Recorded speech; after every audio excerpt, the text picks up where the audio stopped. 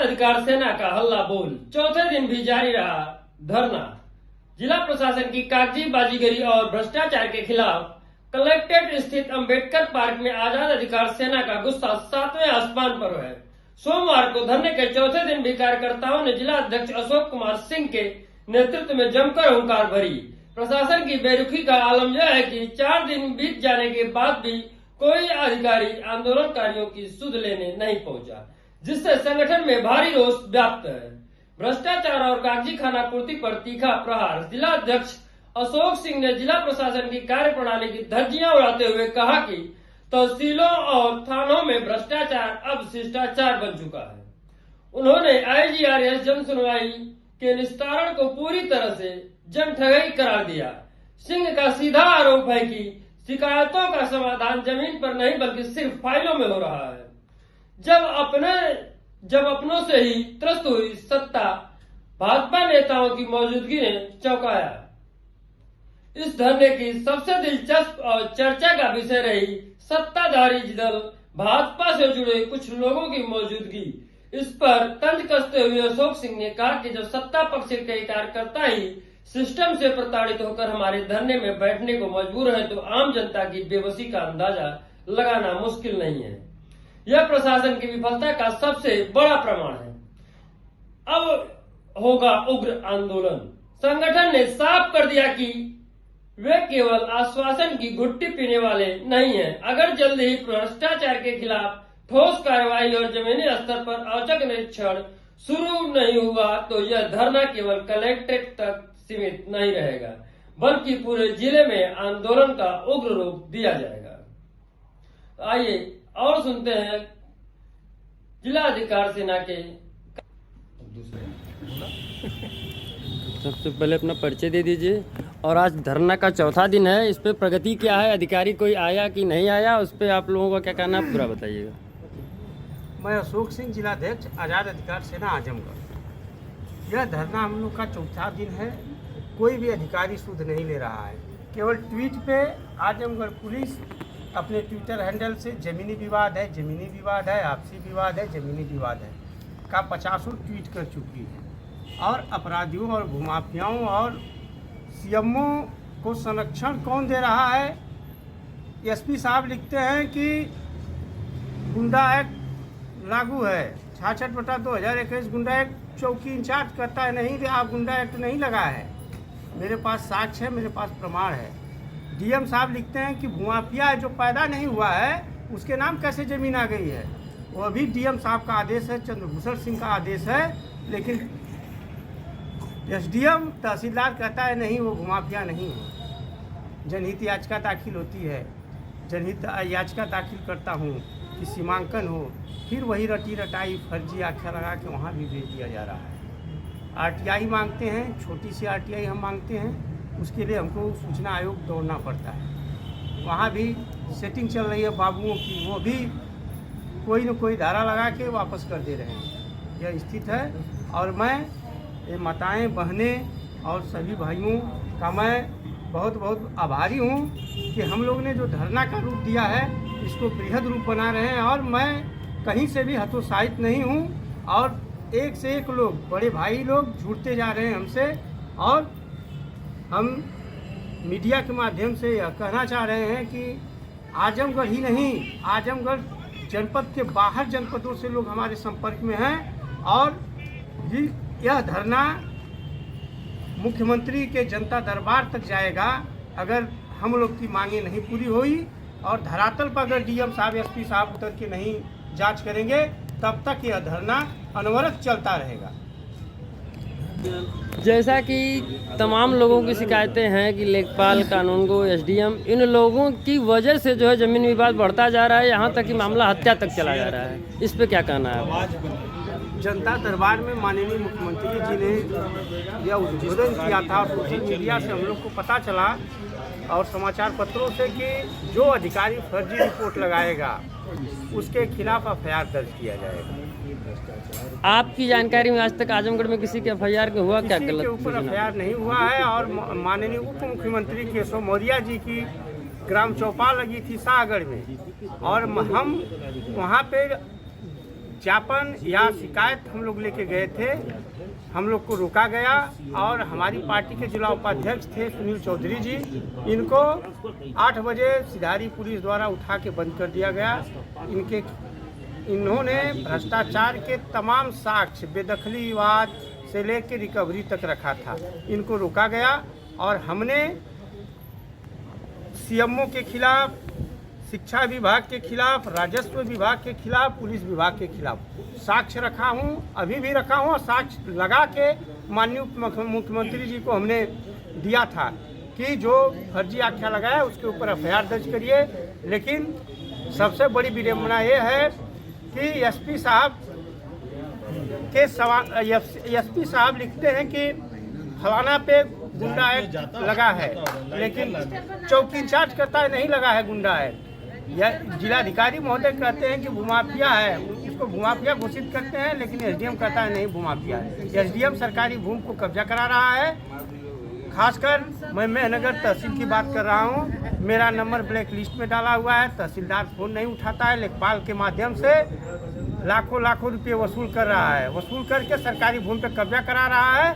मैं आपके चैनल के माध्यम से जिलाधिकारी महोदय जी को कह रहा हूँ कि अगर आपको सच्चाई देखना है तो चलिए, मैं खेलकूद के मैदान पे निर्माण दिखा रहा हूँ, मैं भीटा पे निर्माण दिखा रहा हूँ, मैं पोखरी पे निर्माण दिखा रहा हूँ, मैं साक्ष्य के साथ यहाँ पे धरने पे बैठा हूँ। कि आपने कहा सरकारी जमीनों, खेल मैदान आदि पे कब्जा करके भूमाफियाओं ने रखा है और कार्रवाई नहीं हो रही, तो आपको क्या लगता है इन पर कार्रवाई कब होगी? जब हमने खेल कूद के मैदान पर और खाद के गड्ढे पे उसको अवमुक्त कराने का बीड़ा उठाया तो मुझे गांव से पलायन करना पड़ा। वो नहीं, हमारे पूछने का मतलब कि उन पर आपको क्या लगता है कि कार्रवाई कब होगी? उन पे कार्रवाई होगी ही नहीं।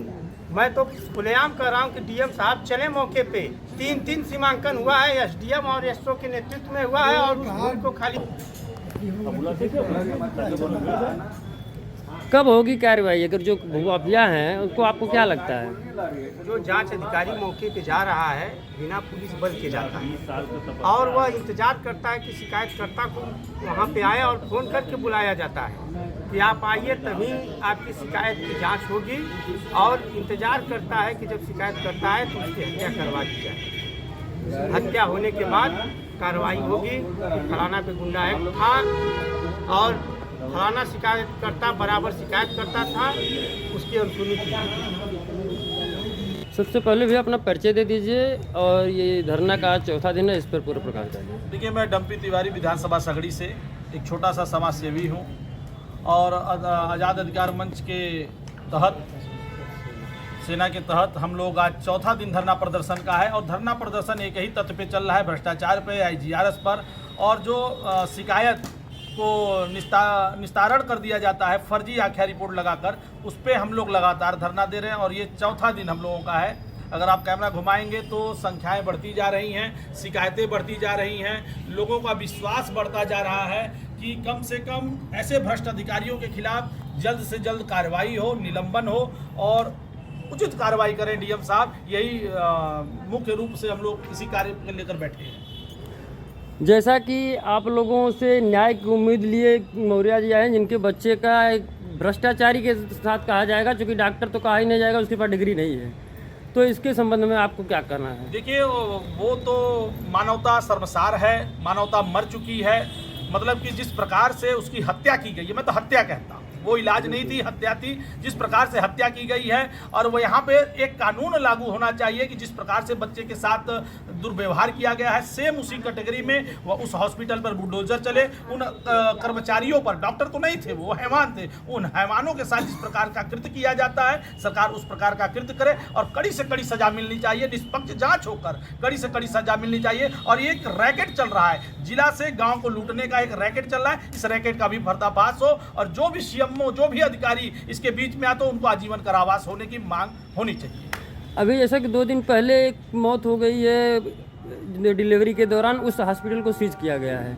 तो जैसा कि हम देख रहे हैं, चाहे वो अपराधी किसी की ज़मीन कब्जा कर ले, चाहे कुछ भी कर दे, कार्रवाई तब तक नहीं हो पा रही है जब तक किसी की हत्या ना हो जाए, चाहे वो डॉक्टर कर रहा हो या डाकू कर रहा हो। हत्या के बाद कार्रवाई हो रही है, उससे पहले कोई अधिकारी किसकी कार्रवाई करने के लिए तैयार नहीं है, चाहे बुलडोजर कार्रवाई हो चाहे जो भी कार्रवाई। इस पे क्या कहेंगे? देखिए, माननीय मुख्यमंत्री जी के द्वारा तो नारी बंधन योजना चल रहा है, माननीय मुख्यमंत्री जी के द्वारा जीरो टॉलरेंस चल रही है, अधिकारियों के ऊपर शिकंजा लगाया जा रहा है, बुलडोजर लगाए जा रहे हैं, लेकिन मैं पूछना चाहता हूँ ये है कहाँ? अगर न्यायिक बात हो तो न्याय होना चाहिए। और अगर जिस चीज़ को सीज कर दिया गया, जिसके ऊपर 302 लगा दिया गया, फिर 302 हटाया कैसे गया? तो कहीं ना कहीं अधिकारी इस पे सम्मिलित हैं। उन अधिकारियों के ऊपर कार्रवाई होनी चाहिए, उन मगरमच्छों के ऊपर कार्रवाई होनी चाहिए जो ऊपर से बैठकर इनको चलाने का, इनको संरक्षण देने का कार्य कर रहे हैं। और मैं चाहूँगा कि आपके मीडिया बंधुओं के माध्यम से कि जो अनाप शनाप की बातें इधर उधर चलाते, एक एक जनता की बात चलाएंगे, उस दिन न्याय प्रक्रिया और बढ़ जाएगी, उस दिन मजबूती और बढ़ जाएगी। जी भैया, परिचय दीजिए और धरने के बारे में संबोधित करिए। मैं अशोक सिंह, राष्ट्रीय महासचिव अखिल भारतीय क्षत्रिय महासेना भारतवर्ष और भारतीय जनता पार्टी किसान मोर्चा गोरखपुर क्षेत्र से क्षेत्रीय मीडिया प्रभारी। मैं खजुरा गांव का रहने वाला हूं।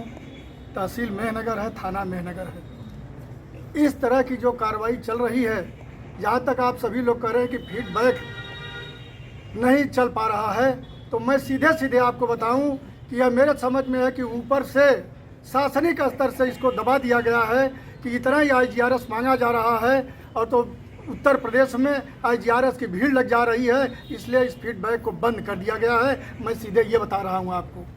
साथियों, मैं मेहनगर का रहने वाला हूँ। मेहनगर तहसील भ्रष्टाचार की केंद्र बनी हुई है।